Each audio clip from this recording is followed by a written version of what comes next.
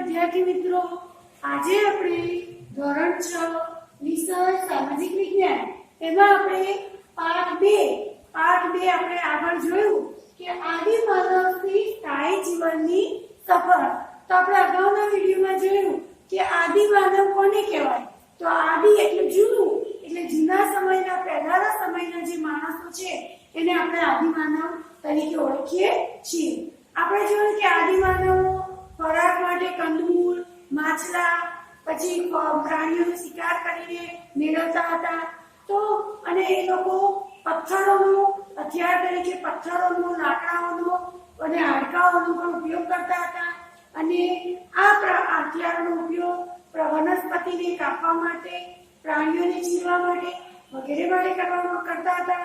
અને તે લોકો પોતાના શરીરે આ પ્રાણીઓના ચામડા અને પાંદડાથી પોતાનું શરીરે વસ્ત્ર પહેરી અને શરીરને ઢાંકતા હતા. તો આપણે આપણા પાઠ્યપુસ્તકની અંદર આદિમાનવના વસવાટના સ્થળો તમને નકશામાં આપેલા છે વિદ્યાર્થી મિત્રો. આ સ્થળો પર આપણે બરાબર ધ્યાનથી જોવાના છે કે આ સ્થળો પરીક્ષામાં ક્યારે પૂછાય છે નકશામાં. બરોબર? હવે આદિમાનવ ક્યાં વસવાટ કરતા હતો? તો જ્યાં સારા અને મોટા પથ્થરો મળી રહે તથા પાણી મળી રહે એવી સ્થળોએ એ લોકો રહેવાનું વધારે પસંદ કરતા હતા. કારણ કે એમની મુખ્ય જરૂરિયાત પાણી અને પથ્થર હતી. એમને બીજી કોઈ વસ્તુઓની એ વખતે જરૂર હતી નહીં. વરસાદ અને જંગલી પ્રાણીઓથી પોતાનું રક્ષણ કરવા માટે તેઓ પ્રાકૃતિક ગુફામાં રહેતા હતા. તો વિદ્યાર્થી મિત્રો, આ પ્રાકૃતિક ગુફા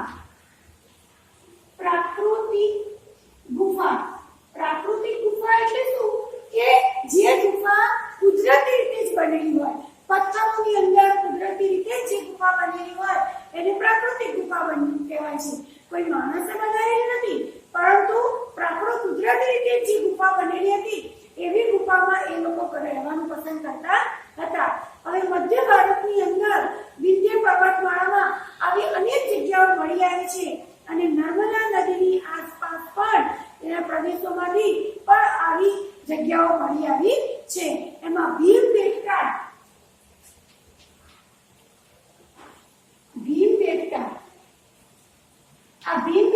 એ મધ્યપ્રદેશમાં આવેલી છે. વિદ્યાર્થી મિત્રો, તમને પ્રશ્નમાં પણ પૂછાય કે ભીમબેટકા ક્યાં આવેલી છે? તો ભીમબેટકા મધ્યપ્રદેશમાં આવેલી છે. અને આ ગુફાની અંદર પણ આદિમાનવના વસવાટના સ્થળો હોવાનું આપણને પુરાતત્વ શાસ્ત્રીઓ દ્વારા જાણવા મળ્યું છે.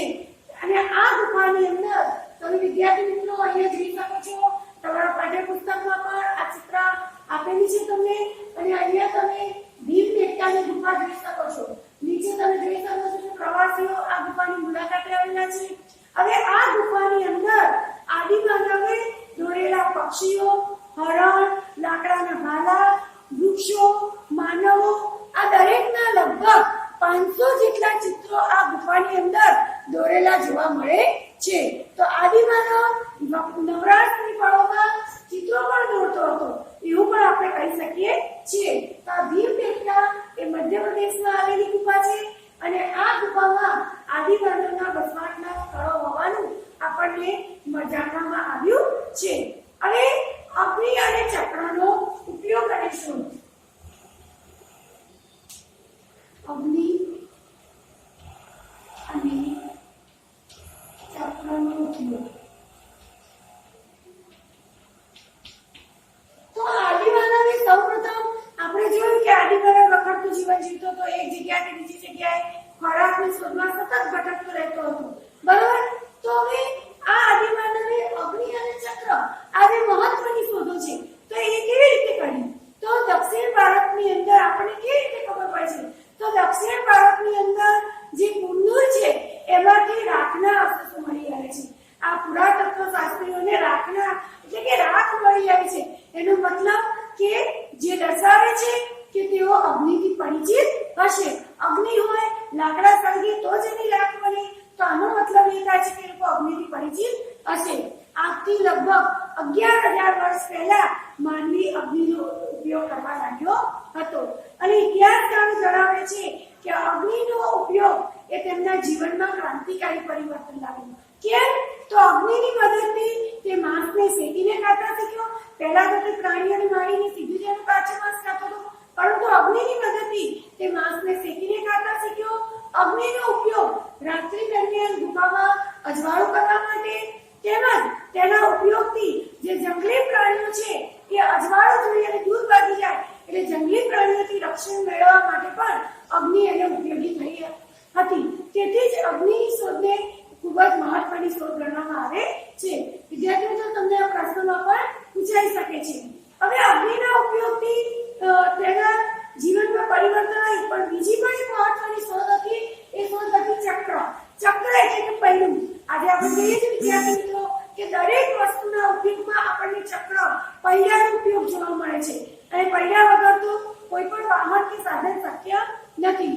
તો ઝાડના થડ અને જાડા લાકડામાંથી તેને પૈડું બનાવતા શીખ્યો. તો તમને વિદ્યાર્થી મિત્રો પ્રશ્નમાં પૂછાય કે કઈ બે મહત્વની શોધોએ આદિમાનવના જીવનમાં ક્રાંતિકારી પરિવર્તન લાવ્યું? તો ચક્ર, અગ્નિ અને ચક્ર, આ બંને શોધોએ આદિમાનવના જીવનમાં ક્રાંતિકારી પરિવર્તન લાવ્યું હતું. હવે આપણે જોઈશું બદલાતું પર્યાવરણ. બદલાતું પર્યાવરણ. તો જે પ્રમાણે પર્યાવરણ બદલાતું ગયું, સમય બદલાતો ગયો, વાતાવરણમાં બદલાવ આવતો ગયો, એ પ્રમાણે શું ફેરફાર થયો?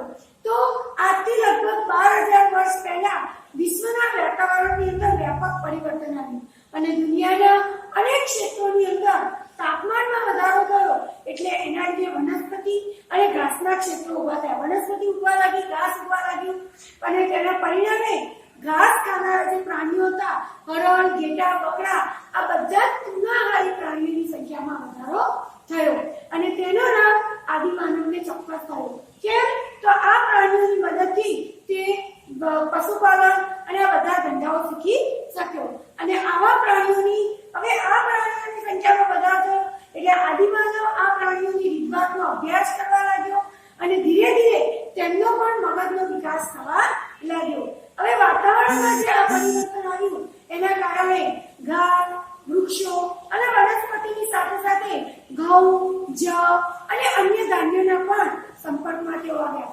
અન્ય પણ ધાન્યો એના સંપર્કમાં આવ્યા અને પથ્થરના ઉપયોગથી સ્ત્રી અને પુરુષો અને બાળકો આ અનાજના દાણા એકત્રિત કરવા લાગ્યા અને ધીમે ધીમે એ દાણાને તેમને ખેતરમાં વાવ્યા અને ધીમે ધીમે કૃષિની શરૂઆત થઈ એટલે કે ખેતીની શરૂઆત થઈ.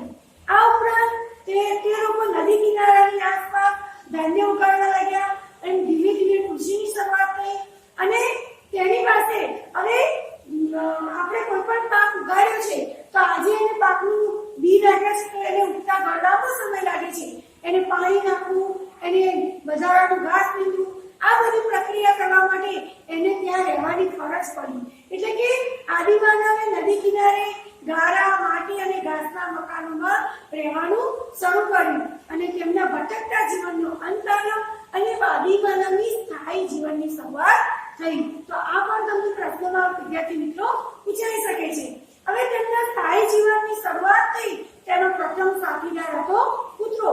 તમને વિકલ્પમાં ખાલી જગ્યામાં પૂછાય છે કે આદિમાનવના સ્થાયી જીવનનો પ્રથમ સાથીદાર કોણ હતો? તો કૂતરો હતો. હવે તે સિવાય તે લોકો ઘેટા, બકરા, ગાય, ભેંસ, ભૂંડ આ બધા પશુઓથી પરિચિત થયા અને ધીરે ધીરે તેમની રીતોનો અભ્યાસ કરી અને તેઓએ પશુઓનું જંગલી પ્રાણીઓથી રક્ષણ કરવા લાગ્યા અને પરિણામે તેઓ પશુપાલન પ્રવૃત્તિ સાથે પણ જોડાયા. એટલે ધીરે ધીરે તેમને પશુપાલન પ્રવૃત્તિનો પણ વિકાસ થયો. હવે વિદ્યાર્થી મિત્રો, તમે જોયું કે વાતાવરણમાં પરિવર્તન આવતા તેમને સ્થાયી જીવનની શરૂઆત થઈ, તેઓ કૃષિ તરફ વળ્યા અને પશુપાલનની પણ તેમના જીવનમાં શરૂઆત થઈ. તો વિદ્યાર્થી